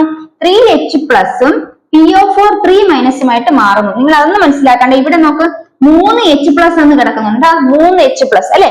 H3PO4 ജലത്തിൽ ലയിക്കുമ്പോൾ 3H പ്ലസും PO4 3 നമുക്ക് ലഭിക്കുന്നു. എന്താണ്? H3PO4 ജലത്തിൽ ലയിക്കുമ്പോൾ 3H പ്ലസും PO4 3 നമുക്ക് ലഭിക്കുന്നു. അതൊന്ന് മനസ്സിലാക്കാം. ഇവിടെ ഈ ആസിഡ്, ഈ പറയുന്ന H3PO4 എന്ന ആസിഡ് ജലത്തിൽ ലയിക്കുമ്പോൾ അതിന് പ്രദാനം ചെയ്യാൻ കഴിയുന്ന ഹൈഡ്രജൻ അയോണുകളുടെ എണ്ണം എന്ന് പറയുന്നത് 3 ആണെന്ന് മനസ്സിലാക്കുക. 3H പ്ലസ് എന്ന് പറഞ്ഞാൽ H പ്ലസ് അയോൺസ് എത്രയുണ്ട്? 3 എണ്ണം ഉണ്ട്. അപ്പൊ ജലത്തിൽ ലയിക്കുമ്പോൾ H3PO4 എന്ന ആസിഡിന് പ്രദാനം ചെയ്യാൻ കഴിയുന്ന ആസിഡുകളുടെ എണ്ണം എത്രയാണ്? 3 ആണ്. അപ്പൊ അതിന് നമുക്ക് എന്ത് വിളിക്കാം? ത്രിബേസിക ആസിഡ്, ത്രിബേസിക് ആസിഡ് അല്ലെങ്കിൽ ട്രൈബേസിക് ആസിഡ് എന്ന് വിളിക്കാം. മനസ്സിലായോ? അപ്പൊ ഇത്രയേ ഉള്ളൂ. ഇത് കൂടുതൽ പഠിക്കാനൊന്നുമില്ല. നമ്മൾ പറഞ്ഞ എന്താണ്? ആസിഡിന് അല്ലെങ്കിൽ ഒരു ആസിഡ് തന്മാത്രയ്ക്ക് പ്രദാനം ചെയ്യാൻ കഴിയുന്ന ഹൈഡ്രജൻ അയണിന്റെ എണ്ണത്തെയാണ് ഇത് സൂചിപ്പിക്കുന്നത്, അതിന്റെ ബേസികതയെ സൂചിപ്പിക്കുന്നത്. അപ്പൊ ആദ്യത്തെ എക്സാമ്പിൾ നമ്മൾ പറഞ്ഞു, ഹൈഡ്രോക്ലോറിക് ആസിഡ് ജലത്തിൽ ലയിക്കുമ്പോൾ H പ്ലസും Cl മൈനസ് അയോണുമായിട്ട് മാറുന്നു എന്ന് പറഞ്ഞു. അപ്പൊ H പ്ലസ് എന്ന് പറഞ്ഞാൽ ഹൈഡ്രോക്ലോറിക് ആസിഡിന് ജലത്തിൽ ലയിക്കുമ്പോൾ ആ ഹൈഡ്രോക്ലോറിക് ആസിഡ് തന്മാത്രയ്ക്ക് പ്രദാനം ചെയ്യാൻ കഴിയുന്ന ഹൈഡ്രജനുകളുടെ എണ്ണം എത്രയാണ്? H plus. ഇവിടെ ഒരു H പ്ലസേ ഉള്ളൂ. അതുകൊണ്ട് അതിന്റെ ബേസികത ഒരു H പ്ലസ് ആണ്. ബേസികത എന്താണ്? 1 ആണ്. അപ്പൊ അത്തരത്തിലുള്ള ആസിഡുകൾ നമുക്ക് എന്ത് വിളിക്കാം? ഏക ബേസിക് ആസിഡ് എങ്കിൽ മോണോ ബേസിക് ആസിഡ് എന്ന് വിളിക്കാം. ഇനി രണ്ടാമെന്ന് പറയുന്നത് H2SO4 ആണ് ഒരു എക്സാമ്പിൾ ആയിട്ട് എടുത്തത്. അത് നമ്മൾ ജലത്തിലേക്കും ആദ്യം അത് H പ്ലസും HSO4 മൈനസ് അയോണുമായിട്ട് മാറുന്നു. അതിനുശേഷം ഈ HSO4 മൈനസ് അയോൺ പിന്നെയും പിരിഞ്ഞ് H പ്ലസും SO4 2 മൈനസുമായിട്ട് മാറുന്നു. അപ്പൊ ഈ രാസസമവാക്യത്തിൽ നമുക്ക് 2 H പ്ലസ് അയോൺസിനെ കാണാൻ സാധിക്കുന്നു. അപ്പൊ H2SO4 എന്ന ആസിഡ് തന്മാത്രയ്ക്ക് എത്ര ഹൈഡ്രജൻ അയോൺസിനെ പ്രദാനം ചെയ്യാൻ സാധിക്കും? 2 ഹൈഡ്രജൻ അയോണെ പ്രദാനം ചെയ്യാൻ സാധിക്കും. അതുകൊണ്ട് അവയുടെ ബേസികത എത്രയാണ്? 2 ആണ്. അവയുടെ ബേസികത 2 ആണ്. ഇനി അത്തരത്തിലുള്ള ആസിഡുകളെ ദ്വിബേസിക ആസിഡുകൾ എന്നാണ് പറയുന്നത്. ദ്വിബേസിക ആസിഡുകൾ എന്ന് പറയുന്നു. അടുത്ത് നമ്മൾ നോക്കുന്നത് H3PO4. എന്താണ് H3PO4? അവിടെ നമ്മൾ ജലത്തിലേക്കും അതിന്റെ രാസസമവാക്യം എഴുതുമ്പോൾ 3H പ്ലസ് PO4 3 എന്നാണ് എഴുതുന്നത്. 3H പ്ലസ് PO4 3 എന്നാണ് എഴുതുന്നത്. 3H പ്ലസ് എന്ന് കാണുമ്പോൾ തന്നെ മനസ്സിലാകും എത്ര H പ്ലസ് അയോൺസ് ഉണ്ട്? 3 H പ്ലസ് അയോൺസ് ആണ്. അപ്പൊ എന്റെ മനസ്സിലാക്കാൻ എന്താ? H3PO4 എന്ന ആസിഡ് ജലത്തിൽ ലയിക്കുമ്പോൾ അതിന് എത്ര ആ ആസിഡ് തന്മാത്രയ്ക്ക് എത്ര ഹൈഡ്രജൻ അയനുകളെ പ്രദാനം ചെയ്യാൻ സാധിക്കും? 3 ഹൈഡ്രജൻ അയനുകളെ പ്രദാനം ചെയ്യാൻ സാധിക്കും. അതുകൊണ്ട് അതിനെ ത്രിബേസിക് ആസിഡുകൾ അല്ലെങ്കിൽ ട്രൈബേസിക് ആസിഡ് എന്ന് വിളിക്കുന്നു. കാർബോണിക് ആസിഡിനെ കുറിച്ച് പറഞ്ഞു അല്ലെ, സോഡാജലം അല്ലെങ്കിൽ കാർബോണിക് ആസിഡ്. അവിടെ എങ്ങനെ കാർബോണിക് ആസിഡിന് സോഡാജലം ഉണ്ടാകുന്നത്?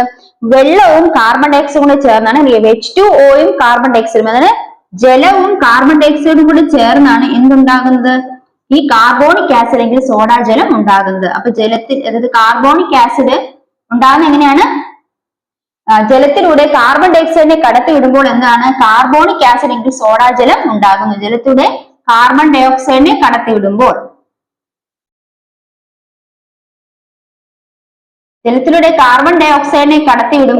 കാർബോണിക് ആസിഡ് H2CO3 ഉണ്ടാകുന്നു. അതായത് സോഡാജലം എന്നാണ് അതിന്റെ നാമം. അടുത്ത നമ്മൾ നോക്കാൻ പോകുന്നത് എന്താണ്? അമ്ലമഴ എന്താണെന്നാണ്. അമ്ലമഴ അഥവാ ആസിഡ് റെയിൻ. എങ്ങനെയാണ് അമ്ലമഴ അഥവാ ആസിഡ് റെയിൻ ഉണ്ടാകുന്നത്? അതായത് ഈ പറയുന്ന ഫാക്ടറികളും അതുപോലെ തന്നെ താപവൈദ്യുത നിലയങ്ങള്, അതുപോലെ മോട്ടോർ വാഹനങ്ങൾ, ഇവയുടെയൊക്കെ സാന്നിധ്യം കൂടുതലുള്ള ഒരു അന്തരീക്ഷത്തില് വായു മലിനീകരണം ഉണ്ടാകാൻ സാധ്യത കൂടുതലാണ് അല്ലെ. അതായത് ആ അന്തരീക്ഷത്തിൽ ഈ പറയുന്ന മോട്ടോർ വാഹനങ്ങളും അതുപോലെ താപവൈദ്യുത നിലയങ്ങൾ, ഫാക്ടറികൾ കൂടുതലായിട്ട് പ്രവർത്തിക്കുന്ന ഒരു മേഖലയിലെ അന്തരീക്ഷത്തില് എന്തിന്റെ സാന്നിധ്യം കാണും? കാർബൺ ഡയോക്സൈഡും സൾഫർ ഡയോക്സൈഡും നൈട്രസ് ഓക്സൈഡിനൊക്കെ സാന്നിധ്യം കാണും. എന്തിനാണ്? കാർബൺ ഡയോക്സൈഡിന്റെ സാന്നിധ്യം കൂടുതൽ കാണാം, നൈട്രസ് ഓക്സൈഡിന്റെ സാന്നിധ്യം കാണാം, സൾഫർ ഡയോക്സൈഡിനൊക്കെ സാന്നിധ്യം കൂടുതലായിട്ട് കാണപ്പെടുന്നു. അപ്പൊ ഇങ്ങനെയുള്ള വാതകങ്ങൾ അന്തരീക്ഷത്തിൽ കൂടുതലായിട്ട് എത്തിച്ചേരുമ്പോൾ ഇവ മഴവെള്ളവുമായി കൂടിച്ചേർന്ന് എന്തുണ്ടാകുന്നു? ആസിഡുകളായിട്ട് ഭൂമിയിൽ എത്തുന്നു. അപ്പൊ എന്താണ് ഈ പറയുന്ന അമ്ലമഴ എന്ന് പറഞ്ഞാൽ? എന്താണ് ഈ പറയുന്ന കാർബൺ ഡയോക്സൈഡും നൈട്രസ് ഓക്സൈഡും സൾഫർ ഡയോക്സൈഡും മുതലായ അന്തരീക്ഷത്തിൽ ധാരാളമായി കാണപ്പെടുന്നു അല്ലെ. എവിടെയാണ്? വായു മലിനീകരണത്തിന് സാന്നിധ്യം കൂടുതൽ മേഖലകളിൽ ഈ പറയുന്ന നൈട്രസ് ഓക്സൈഡ്, സൾഫർ ഡയോക്സൈഡ് കൂടുതലായിട്ട് കാണപ്പെടുന്നു. ഇത് മഴയുമായി ലയിച്ച് മഴയിലൂടെ എന്താണ് ഭൂമിയിലേക്ക് ആസിഡുകളായിട്ടാണ് അത് ചേർന്ന് മഴവെള്ളമായി ചേർന്ന് ഭൂമിയിലേക്ക് ആസിഡുകളായിട്ടാണ് എത്തുന്നത്. അപ്പൊ ഇവയാണ് എന്ത് പറയുന്നത്, ഇപ്പൊ മഴവെള്ളമായി ചേർന്ന് എന്താണ് ആസിഡുകളായിട്ട് ഭൂമിയിലേക്ക് എത്തിച്ചേരുന്നു. അപ്പൊ ഇവയാണ് എന്ത്, ഇതിനെയാണ് അമ്ലമഴ എന്ന് പറയുന്നത്. ഇതിനെയാണ് അമ്ലമഴ എന്ന് പറയുന്നത്. മനസ്സിലായോ? അപ്പൊ എവിടെയാണ് അമ്ലമഴയുടെ സാന്നിധ്യം, അമ്ലം ഉണ്ടാകാൻ സാധ്യത കൂടുതൽ? താപവൈദ്യുത നിലയങ്ങൾ, ഫാക്ടറികൾ, അതുപോലെ തന്നെ മോട്ടോർ വാഹനങ്ങളുടെ കൂടെയുള്ള മേഖലയിലെ അന്തരീക്ഷം എപ്പോഴും മലിനീകരിക്കപ്പെട്ടിരിക്കും അല്ലെ. അപ്പൊ ആ വായുവിൽ എന്തിന്റെ സാന്നിധ്യം കൂടുതലായിട്ട് കാണും? നൈട്രസ് ഓക്സൈഡും സൾഫർ ഡയോക്സൈഡിന്റെ ഒക്കെ സാന്നിധ്യം കൂടുതലായിട്ട്, NO2 SO2 സാന്നിധ്യം കൂടുതലായിട്ട് കാണപ്പെടുന്നു. അപ്പൊ ഇത് മഴ പെയ്യുമ്പോൾ ആ പറയുന്ന ഓക്സൈഡുകളെല്ലാം കൂടെ ചേർന്ന് മഴവെള്ളത്തിൽ ലയിച്ച് ഭൂമിയിലെ ആസിഡുകളായിട്ട് എത്തുന്നു. അപ്പൊ അതിനെയാണ് അമ്ലമഴ എന്ന് പറയുന്നത്. ഈ അമ്ലമഴയ്ക്ക് എന്തൊക്കെ ദോഷങ്ങളുണ്ടോ? ഉണ്ട് അല്ലെ. വായുമലിനീകരണത്തിന്റെ ഫലമായിട്ട് ഉണ്ടാകുന്നതാണ് ഇവയുടെ സാന്നിധ്യം അല്ലെ. അപ്പൊ ഇത് എന്താണ് പരിസ്ഥിതിക്ക് യോജിച്ചതാണോ? അല്ല. അപ്പൊ ഇവ എന്തൊക്കെ കോട്ടങ്ങളാണ് അല്ലെങ്കിൽ എന്തൊക്കെ ദോഷങ്ങളാണ് ഉണ്ടാകുന്നത് നമുക്ക് നോക്കാം. ഈ അമ്ലമഴ കാരണം ഈ ചെടികളുടെ ഇലകൾ എന്ത് ചെയ്യുന്നുണ്ട്? ചെടികളുടെ ഇലകൾ നശിച്ചു പോകുന്നുണ്ട്. അതുകൊണ്ട് അവയ്ക്ക് ഇലകളാണല്ലോ പ്രകാശ സംശ്ലേഷണം സഹായിക്കുന്നത്. അപ്പൊ ഇലകളിലാണ് പ്രകാശ സംശ്ലേഷണം നടന്ന് ചെടികൾ അവയ്ക്ക് വേണ്ടുള്ള ആഹാരമായ അന്നജത്തെ ഉൽപ്പാദിപ്പിക്കുന്നത് അല്ലെ. അപ്പൊ അവിടെ എന്ത് സംഭവിക്കുന്നില്ല? ആഹാര നിർമ്മാണം നടക്കാനായിട്ട് ഇലകളില്ല. അപ്പൊ ഇലകൾ നശിക്കുന്നതിനാൽ പ്രകാശ സംശ്ലേഷണത്തിലൂടെ സസ്യങ്ങൾക്ക് ആഹാരം ഉൽപ്പാദിപ്പിക്കാൻ സാധിക്കുന്നില്ല. അതാണ് ഒരു ദോഷം എന്ന് പറയുന്നത്. രണ്ടാമത്, കഠിനമായിട്ടുള്ള ഈ പറയുന്ന അമ്ലമഴ ഒരു ഭൂപ്രദേശത്ത് എപ്പോഴും ലഭിക്കുകയാണെങ്കിൽ ആ പ്രദേശം മൊത്തം എന്താണ്, വരണ്ട് ചെടികളൊന്നും ഇല്ലാതെ ഹരിതാപം ഇല്ലാത്തതായിട്ട് തീരുന്നു. ഇനി അതുപോലെ തന്നെ ജലത്തിൽ അമ്ല ഗുണത്തിന്റെ സാന്നിധ്യം, അതായത് ആസിഡിന്റെ പ്രസൻസ്, അമ്ല ഗുണം തന്നെ ആസിഡാണ് അല്ലെ. ജലത്തിൽ ഈ പറയുന്ന ഈ ഈ ആസിഡ് അല്ലെങ്കിൽ അമ്ലമഴ ഒഴുകി ജലാംശയത്തിലേക്ക്, അതായത് ജലാശയത്തിലേക്ക്, ഈ കുളങ്ങളിലും നദികളിലും ഒക്കെ പോയാൽ എന്ത് സംഭവിക്കും? അവിടുത്തെ ആ നദികളിൽ അല്ലെങ്കിൽ അതിൽ ജീവിക്കുന്ന മത്സ്യങ്ങൾക്കും പുറ്റുകൾക്ക് അല്ലെ, അപ്പൊ അവിടെ പുറ്റുകൾക്കൊക്കെ നാശം സംഭവിക്കും. അപ്പൊ അതുമാണ് അമ്ലമഴയുടെ മറ്റൊരു ദോഷം. അപ്പൊ അമ്ലമഴകൾ എന്തൊക്കെ പാരിസ്ഥിതിക പ്രശ്നങ്ങളാണ് ഉണ്ടാക്കുന്നതെന്ന് ചോദിച്ചാൽ, ഒന്ന്, ഇലകളെ നശിപ്പിക്കുന്നു. അത് കാരണം പ്രകാശ സംശ്ലേഷണ അന്നജം നിർമ്മിക്കാനുള്ള കഴിവ് സസ്യങ്ങൾക്ക് നഷ്ടപ്പെടുന്നു. രണ്ട് എന്ന് പറയുന്നത്, കഠിനമായ അമ്ലമഴ ഒരു പ്രദേശത്ത് ലഭിക്കുകയാണെങ്കിൽ ആ പ്രദേശം മൊത്തം മരുഭൂമി പോലെ വരണ്ടതായി തീരും. അവിടെ സസ്യങ്ങളൊന്നും ഉണ്ടാകില്ല. അതുപോലെ തന്നെ ജലത്തിന് ഈ പറയുന്ന മഴവെള്ളം എവിടെ, ഈ പറയുന്ന അമ്ലമഴ എവിടെ എത്തിച്ചേരുന്നു? ഈ ജലാശയങ്ങളിലൊക്കെ, നദികളിലും കായലിലൊക്കെ എത്തിച്ചേരുമ്പോൾ അവിടെ ജീവിക്കുന്ന മത്സ്യങ്ങളുടെയും പവിഴ കുറ്റികളുടെയൊക്കെ നാശത്തിനത് കാരണമാകും. അങ്ങനെയാണെങ്കിൽ അമ്ലമഴ ഉണ്ടാക്കുന്ന പാരിസ്ഥിതിക പ്രശ്നങ്ങൾക്കെതിരെ നമുക്ക് എന്തൊക്കെ മുൻകരുതൽ എടുക്കാം എന്നാണ് ചോദ്യം. അപ്പൊ അമ്ലമഴ ഉണ്ടാക്കുന്ന പാരിസ്ഥിതിക പ്രശ്നങ്ങൾക്കെതിരെ എന്തൊക്കെ മുൻകരുതൽ എടുക്കാം? ഒന്നെന്ന് പറയുന്നത്, നമ്മൾ ഫോസിൽ ഇന്ധനങ്ങളുടെ ഉപയോഗം കുറയ്ക്കുക. ഇനി ഫോസിൽ ഇന്ധനങ്ങൾ എന്ന് പറഞ്ഞാൽ എന്താണ്? ഈ ജീർണിച്ച വസ്തു, അതായത് അതായത് അത് സസ്യങ്ങളാകാം, ജന്തുജാലങ്ങളാകാം, അവയുടെ അവശിഷ്ടങ്ങൾ ജീർണിച്ച് അതിൽ നിന്ന് കുറെ കാലങ്ങൾ കൊണ്ട് രൂപപ്പെടുന്നതാണ് ഫോസിൽ ഇന്ധനങ്ങൾ അല്ലെ. അപ്പൊ ഫോസിൽ ഇന്ധനങ്ങളുടെ ഉപയോഗം കുറയ്ക്കുന്നത് വഴി നമുക്ക് എന്ത് ചെയ്യാൻ സാധിക്കും? ഈ പറയുന്ന അമ്ലമഴയെ ഒരു പരിധിയിൽ നിയന്ത്രിക്കുക അല്ലെ. അപ്പൊ ഫോസിൽ ഇന്ധനങ്ങളുടെ ഉപയോഗം കുറയ്ക്കുക. അതുപോലെ തന്നെ ഫോസിൽ ഇന്ധനം ഉപയോഗിക്കുകയാണെങ്കിൽ തന്നെ എന്ത് ചെയ്യണം? അവയിലെ സൾഫർ സംയുക്തങ്ങൾ പരമാവധി നീക്കം ചെയ്യുക. അപ്പൊ നമ്മൾ ഫോസിൽ ഇന്ധനങ്ങൾ ഉപയോഗിക്കുന്നെങ്കിൽ അവയിൽ എന്തിന്റെ സാന്നിധ്യം പരമാവധി നീക്കം ചെയ്യണം? സൾഫർ സാന്നിധ്യം പരമാവധി നീക്കം ചെയ്യണം. സൾഫർ സംയുക്തം പരമാവധി നീക്കം ചെയ്ത് വേണം ഫോസിൽ ഇന്ധനങ്ങൾ ഉപയോഗിക്കാൻ. അപ്പൊ അമ്ലമഴ ഉണ്ടാകുന്ന പാരിസ്ഥിതിക പ്രശ്നങ്ങൾക്കെതിരെ എന്തൊക്കെ മുൻകരുതൽ എടുക്കാം? ഒന്നെന്ന് പറയുന്നത് ഫോസിൽ ഇന്ധനങ്ങളുടെ ഉപയോഗം കുറയ്ക്കുക. രണ്ടെന്ന് പറഞ്ഞാൽ ഫോസിൽ ഇന്ധനങ്ങൾ ഉപയോഗിക്കുന്ന മുമ്പ് അവയിൽ നിന്ന് സൾഫർ സംയുക്തത്തെ മാറ്റിയിട്ട് വേണം ഉപയോഗപ്പെടുത്താൻ. അപ്പൊ ഇത്തരം കാര്യങ്ങളാണ് നമ്മൾ ആസിഡുമായി ബന്ധപ്പെട്ട് ഈ പാഠത്തിൽ നോക്കാനുള്ളത്. അപ്പൊ SCERT ആയിട്ട് ബന്ധപ്പെട്ട് ആസിഡിനെ കുറിച്ച് പഠിച്ച കാര്യങ്ങൾ എന്തൊക്കെയാണ്? നമ്മൾ ആസിഡിന്റെ പ്രധാനപ്പെട്ട സവിശേഷതകളെ കുറിച്ച് മനസ്സിലാക്കി. ആസിഡ് ഏതൊക്കെ രീതിയിലാണ് എത്ര തരത്തിലുള്ള ആസിഡുകൾ ഉണ്ടെന്ന് മനസ്സിലാക്കി. ആസിഡ് ബേസികതയെ കുറിച്ച് മനസ്സിലാക്കി അല്ലെ. അതുപോലെ തന്നെ നമ്മളിപ്പോ പറഞ്ഞു അമ്ലമഴ എന്ന് പറഞ്ഞ പോയിന്റ് മനസ്സിലാക്കി. ഇനി ഒരു കാര്യം കൂടെ മനസ്സിലാക്കാനുള്ളത്, ആസിഡിന് നമ്മൾ പറഞ്ഞു പലതരത്തിലുള്ള ആസിഡ് ഉണ്ടെന്ന് പറഞ്ഞു. അത് മിനറൽ ആസിഡ്സ് ഉണ്ട്, ഓർഗാനിക് ആസിഡ് എന്ന് പറഞ്ഞു, ഉണ്ടെന്ന് പറഞ്ഞു. അതിനെ കുറിച്ച് നമ്മൾ മനസ്സിലാക്കി. ഇപ്പൊ ഇന്നത്തെ ക്ലാസ്സിൽ നമ്മൾ ആസിഡിനെ കുറിച്ചുള്ള കാര്യങ്ങളാണ് മനസ്സിലാക്കിയത്. നിങ്ങൾക്ക് ഇത് യൂസ്ഫുൾ ആയെന്ന് വിശ്വസിക്കുന്നു. ഈ ക്ലാസ്സിന്റെ അടുത്ത കണ്ടിന്യൂഷൻ ഉടനെ തന്നെ ഉണ്ടാകുന്നതാണ്. അതിൽ നമ്മൾ ബാക്കി പോർഷൻസ് മനസ്സിലാക്കുന്നതാണ്. ഇത് SCERT-യിലെ 7th ഉം 9th ഉം ചാപ്റ്റേഴ്സിൽ ആസിഡ് ആൽക്കലീസ് പറയുന്ന ചാപ്റ്ററിൽ ബന്ധപ്പെട്ട കാര്യങ്ങളാണ്. പരീക്ഷയ്ക്ക് ഇമ്പോർട്ടന്റ് ആയിട്ടുള്ള പോയിന്റ്സ് ആണ് ഇതിലുള്ളത്. അപ്പം നിങ്ങൾ ഈ വീഡിയോ എന്താണ് കാണുക, മനസ്സിലാക്കുക, അതുപോലെ കമന്റ് ചെയ്യുക. അടുത്ത വീഡിയോയ്ക്ക് കാത്തിരിക്കുക. Children's bye from me. Thank you.